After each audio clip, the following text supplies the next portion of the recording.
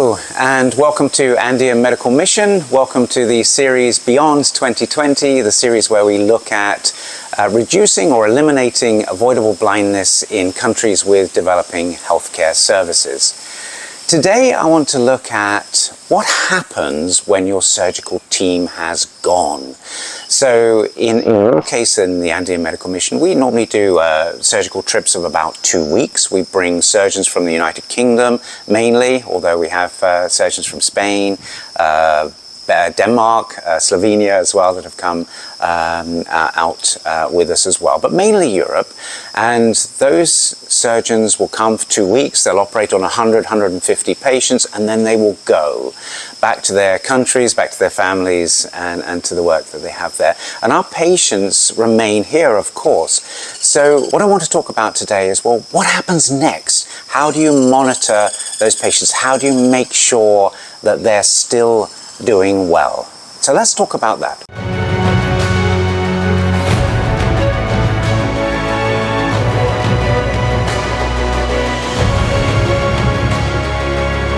The days when NGOs turned up into a town, did a whole load of operations, took photographs and went home have, I think, thankfully, now that those days are now over.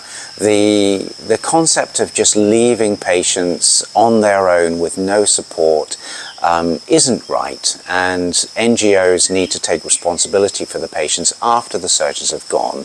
So you need to have somebody who can stay with the patients for a period of time, and this needs to be somebody who is used to looking at eyes. So it could be a young ophthalmologist, it could be a consultant nurse, but it needs to be somebody who can, in worst case scenario, put a suture in the eye or give an intravitreal injection. So you need to have a certain number of days where you stay with your patients after the surgical team has gone. So I'm going to divide this talk into short term, what's likely to present in the first week, and what's likely to present at month 1, and then what are the long-term watch-outs for your patients as well. And the idea being that you're trying to have everybody do well. You don't want to leave any patients worse off than how you found them, but you need to understand that complications are going to occur. They are expected complications post-cataract surgery, and they will happen everywhere in the world. They happen less to organizations with experienced surgeons and good equipment, but they still happen, and today's talk is to try and reduce the frequency and the severity of those complications so that we help as many people as we possibly can with the surgical work that we do. So the first complication that you're going to find, it happens regularly, is transient corneal oedema, and largely this just self-resolves with the medications that you give to your patients routinely. So every patient that we operate on for cataract will have dexamethasone intracamerally, and then the following day we start them on dex again 4 times a day for a month. They'll get antibiotic cover as well, but in terms of the transient corneal oedema, with the use of dexamethasone controlling inflammation in the eye, this normally just sorts itself out over a course of 3 to 5 days, something like that. Not always. Some corneal oedema will be persistent, and I'll talk about that later on in this talk. But largely it relates to the experience of your surgeon. If your surgeon has done thousands of M6 procedures, they very often have lovely clear corneas the next day. But for surgeons that are learning, and we have to have surgeons come through that are learning, or less experienced surgeons, then yes, you will find some transient corneal oedema. And as I said, this normally resolves. You don't need to worry too much about it. It's nice to have a nice clear cornea the next day, but you normally find that at a week, most people's corneas are looking great, and they're doing well again. But it's just keeping going, making sure that every patient has dexamethasone for a period of time. With us, it's a month, and that will resolve itself. It's very possible for your patients to have either a high intraocular pressure following cataract surgery or a low pressure following cataract surgery. So you need to be able to take pressures. You need to have some sort of equipment. We use the eye care tonometer. Previous to that, we had the Tonopen Aviva, which is very nice, but a little bit bulky perhaps in to carry around all the Tonopen covers. But the eye care Aviva works very well, and we take pressures on day 1, day 3, and then before the patients are discharged, we would just take one more pressure. But it's also useful to know what the intraocular pressure is before you operate, to give you a baseline to try and return back to. So it's not our practice to give Diamox routinely unless there are exceptional circumstances. If you had a very, very long, complicated operation, then maybe a Diamox before they go out of theatre might be useful. But we try as an organisation not to use it routinely. It's good to know what someone's pressure is the following day without any medication involved at all. But largely, if pressures are under 24 millimetres of mercury, we would just accept that that's going to settle. If it's close to or over 30 or causing pain to the patient, then we would treat that. And we use samples, medical samples. We have ophthalmologists in La Paz who collect samples from medical reps, and they send them to us regularly. We have a couple of people in Santa Cruz as well who help us with this, and then we would just combine whatever we've got, dorzolamide, timolol, brimonidine, what we would normally use to treat pressure, with if it's just a spike following surgery. We have latanoprost, but we wouldn't normally use that. It can take a little while to reach full effect, I think 17 hours, something like that, and sometimes latanoprost is inflammatory on its own. And normally the pressure is just a result of some viscoelastic or something like that that has not been fully cleared. And on day 2, day 3, pressures are coming right back down to normal. But you need to be looking for high pressure following surgery. And then you also need to be aware that sometimes pressure will be very low following surgery. And in this case, you need to look at the wound and just make sure that the wound isn't in any way leaking. With M6, they hardly ever leak. Most of our surgeons do a very lovely scleral tunnel incision, and that is a very stable and very strong wound, so we don't normally find it leaks. But if you've done an echi, then yes, sometimes sutures can be loose, or there's maybe just required one more suture and they didn't have it. And sometimes the phaco wound will also leak if you've done phaco, and you need to be able to put a suture into that. So if you've done a phaco on the last day and your surgeons have gone, then you need somebody who can control any wound leakage. You can sometimes just monitor and it'll self-resolve. If you have a bandage contact lens, that can be useful. We don't generally have bandage contact lenses, so the next option is just looking at potentially putting another suture in, or checking the sutures that you've got if your patients have had a suture. Often it'll self-resolve, but you need to be aware of it. You can't just leave it. And if it doesn't resolve in a couple of days, or be heading in the right direction in a couple of days, then I think you need to intervene. The big, scary watch out is, of course, infection. There's lots that you can do to prevent infection, and in fact infection rates right across the world have just dropped dramatically in recent years. The introduction of povidone iodine before operating, so giving the eye a really good clean, and putting a drop of povidone at the end of surgery has been huge in reducing rates of endophthalmitis.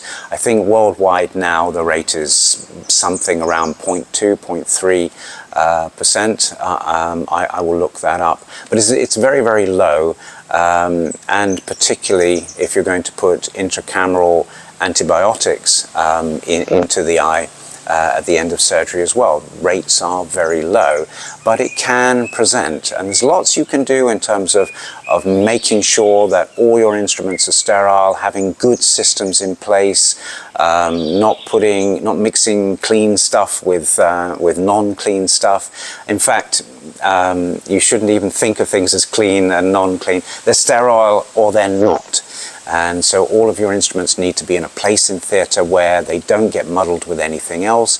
You need to have really good protocols in place if you're going to use members of staff outside of your team to do the sterilising. You need to be 100% sure that they're doing this properly. I take a very close, I keep a very close eye on this system, because there was a year, many years ago now, I think 2014, where I gave a set of instruments to be sterilized, and they will return to me 30 minutes later, freezing cold, well, not freezing cold, but cold. And the sterilizer in this hospital was sterilizing with heat. These shouldn't have been cold, and the staff swore blind that this had gone through the system, but it couldn't possibly have happened. So there was a mistake somewhere. I don't think anyone was lying. I think it was just a mistake. But taking responsibility for the sterilization of your instruments is key, and that's a big thing. Using povidone, using cefuroxime or another antibiotic intercamerally has meant that we as an organization haven't had an endophthalmitis in over 10 years. But it can happen, and you need to look for it. If it's going to happen, it's probably going to present within day 3 to day 7.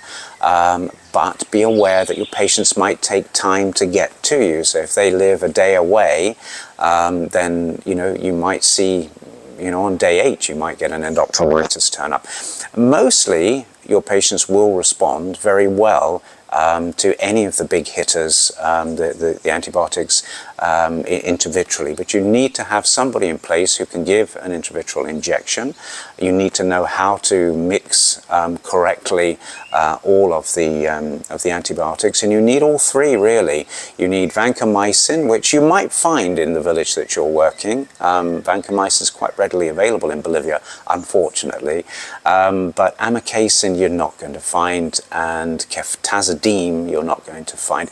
And you need to have gram-positive and gram-negative coverage, and then you need to cover for beta-lactam allergy. So you need all 3, and have them with you. Just buy them in a big city, have them with you. Hopefully you'll never use them. Change them regularly so they don't go out of date, but have them readily available. And then if a patient does present, you can inject the same day, and nearly always you get a good response, particularly in Bolivia where there's no antibiotic resistance, or very little at the moment in the Amazon where we work. We've not come across patients that haven't responded well to a good coverage of a broad spectrum of antibiotics. So you need to be ready, you need to look for it. Hopefully it doesn't happen. With good practices, it shouldn't happen, but it could, and you need to be ready and accountable for that. There is the potential for a chronic delayed endophthalmitis. This is often associated with uveitis and can be as a result of perhaps a malpositioned anterior chamber lens. So be aware that it could happen in the future, and I would suggest that you train your local doctors to look out for signs and symptoms of uveitis. Look for triggers, so things like poorly positioned lenses, retained lens matter in the eye that can often cause a uveitis, an inflammatory condition, and you need to try and then respond to that. So lens matter, retained lens matter, might well just be absorbed with long-term use of corticosteroids. So we've had a case ourselves where we left a piece of lens matter between the IOL, which was in the bag, and the posterior capsule, and we didn't want to remove it. It didn't seem to want to come out, and we managed that just with giving steroids for, it was up to 4 months, I think. Ultimately it just wasn't there one day, but for a while I was thinking we might have to bring this patient in for another operation. But larger pieces might need to be removed, so be aware of that. and smaller pieces might well absorb with steroid use.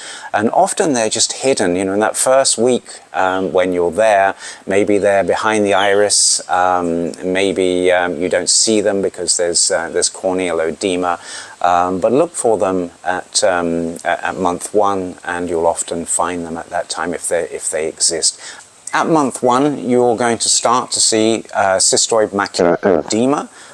This is actually quite prevalent. Up to 20% of patients can get cystoid macular edema, but clinically significant macular edema is much less. It's about 2%, up to 2%. So if you've done 100 operations, you're going to need to look for this, because 2 of your patients may well have clinically significant cystoid macular oedema. You can manage this with managing the inflammation using non-steroidal anti-inflammatories. Something like diclofenac is readily available in Bolivia, and you can combine that, and there is an advantage in combining with a steroid, so something like dexamethasone or loteprednol. Steroids themselves can cause problems. Some patients will have an increased intraocular pressure because they're on a steroid, and some patients will have an increased intraocular pressure when they come off of steroids. So revisiting your village at week 4 is a good idea, because most of your patients, if you've given them a month worth of steroid, they finish we give them 2 weeks of antibiotics, so they finish those, and they're just about finishing their steroids. And at that point, you might pick up an increase in IOP. So if you've measured pressure when you discharge the patient at, say, day 5 or day 3, you know what that should be. You now take the pressure again, and if it's higher and they've recently come off of steroids, then you need to think about intervening. If the pressure's gone up to beyond 25, you probably need to put them on maybe just 1 drop a day for a month. If the pressure is higher than that, say in the 30s, then you might need to keep them on glaucoma medications for up to 3 or 4 months. And you'll make that decision based on the patient, their ability to comply, and what medications you have and how high the pressure is. So, but be aware, pressure can go up because they're on a steroid, and it can go up when they stop taking the steroids, and it's quite common for that to happen. You should routinely take everyone's pressure once they stop taking the steroid. You know, you're there anyway. Takes a moment to do it, so it's worth doing, and it's worth, you know, just coming back at a month just to get a really good audit figure. A lot of patients that have, you know, a visual acuity of 624 when you discharge them, say, day 5, might now be 612, 6.9. So you get a much better audit coming back at 1 month, but you do pick up important things. The macular, cystoid macular edema and pressure spikes can present at about week 4 to week 6. Looking now at the long term, there's a couple of things to be aware of. One of them is posterior capsular opacification, and this will affect a lot of your patients. So maybe 1 in 5 of your patients will get some sort of opacity in the capsule behind the lens. If they have a capsule, assuming you didn't tear the capsule. But if the capsule is intact, then cells can migrate to that area. The capsule itself can become fibrosed, and that can reduce visual acuity quite significantly for patients. So telling your patients this could happen, that it's not, you know, not to panic when it happens, and that there's an easy solution with a capsulotomy that ideally is done with a YAG laser. If you have one, fantastic. We don't. So we would send these patients, we would just say, look, you know, when you're in Trinidad or you're going to Santa Cruz, then here are you know, the surgeons that can help you, and it's an easy, safe procedure to carry out, and visual acuity increases is instant as soon as the capsule has you know been broken and has opened up again to let light through, then vision improvement will be instantaneous. And that is the safest way of doing it. If there is nobody in country with a YAG, then you can do the capsulotomy surgically, and you could use a vitrector to do this. You could use a needle, but obviously there's a risk of scratching the lens. with that, and indeed dislocating the lens as well is possible with a surgical intervention. And of course you do add a risk of infection, so you need to treat prophylactically with cefuroxime or your intraocular antibiotic of choice if you're going to go into the eye. But it's an expected complication. It'll happen to a lot of patients, and sometimes it can be almost as if they've got a cataract again. So don't dismiss it. It happens a lot. It can be worrying to the patient, but it has an easy solution. Incidence of retinal detachment is quite low, but it is an expected complication. Maybe one out of every 100 patients will have one. I think the incidence worldwide is about 0.7, but the incidence goes up if you've had complicated surgery with a capsular tear. It's higher in high myopes, and there are a number of potential risk factors that also increase the likelihood of a retinal detachment. Now, all you can do in this circumstance is educate your patients and your doctors that this is an emergency and that every day matters. And if you can be in contact as soon as it happens, so if your patient can let you know if they're seeing flashes and floaters, if they see or describe something that looks like a curtain, or a sudden loss in vision is reported, then this isn't something that you can say, oh well, next time you're in Trinidad or next time you're in town, have it checked out.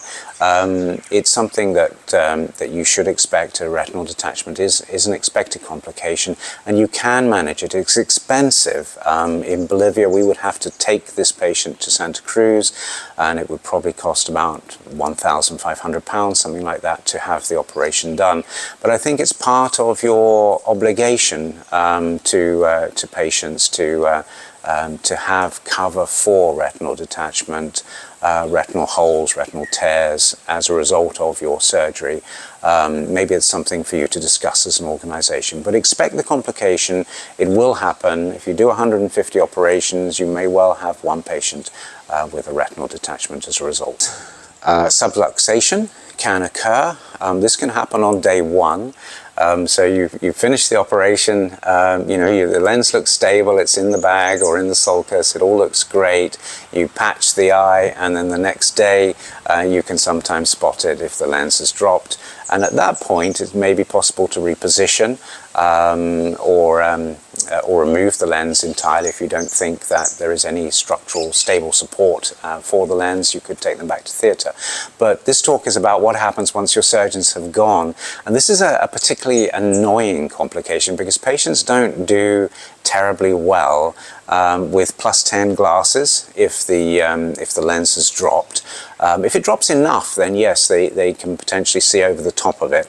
But if you're halfway, lens has dropped halfway, and the main refractive part of the lens is in the middle, and then it's a hot day and the pupil is constricted, sometimes your patients don't see very well either with glasses or without glasses, and it is an expected complication. It can happen at any time, right up to years later.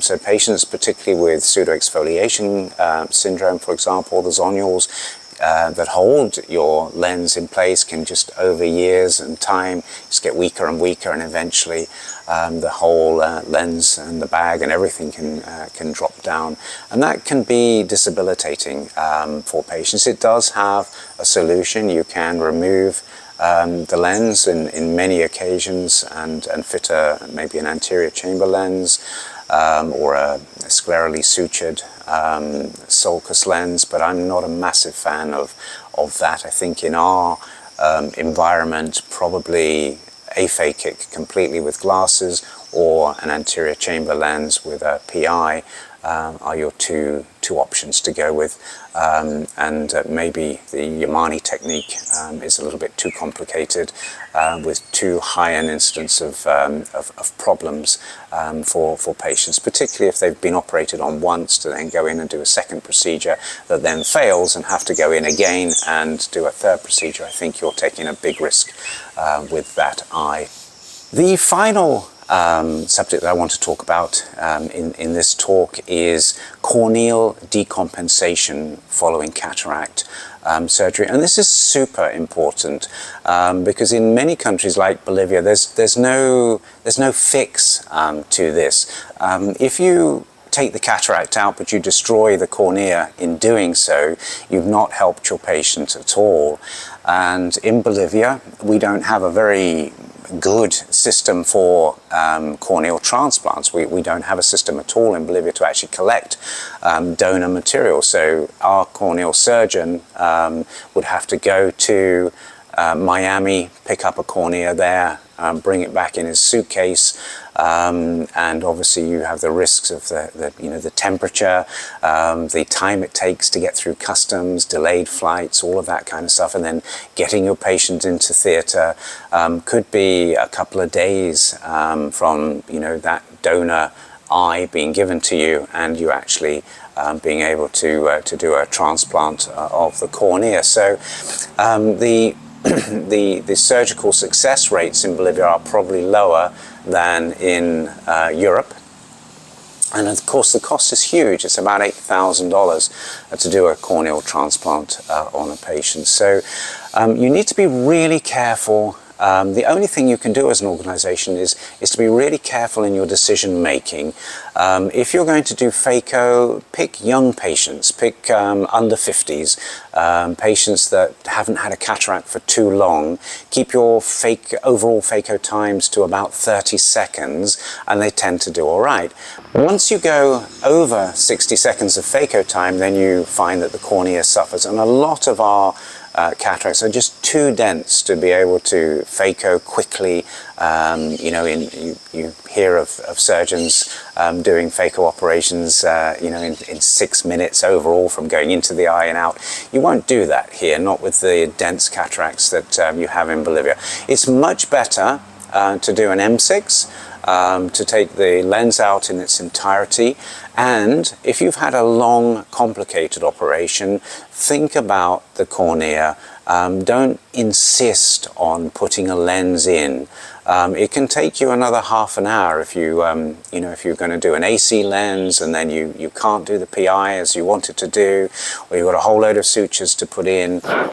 So be aware of surgical time. Keep it to the minimum, and then your patients will thank you. Even if you've not put a lens in, if you're taking a patient from perception of light to being able to read with a pair of +10s, they're going to be delighted. That is transform their life totally.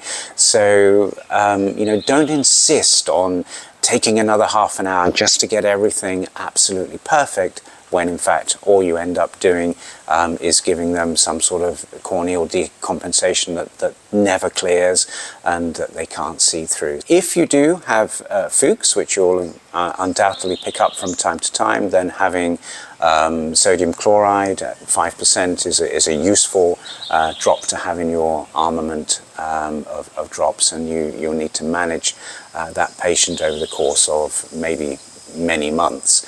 You may get an improvement in vision with time and a little bit of luck. But the main thing you can do here is just to be aware of your surgery. Bring experienced surgeons who can operate quickly, and your patients will thank you.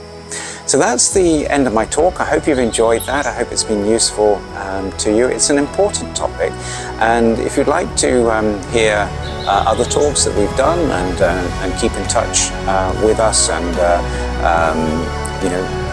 see future programs that we're going to continue to make, then please like and subscribe to our channel, to the Beyond 2020 series from the Andean Medical Mission. So I hope the fly hasn't disturbed you too much.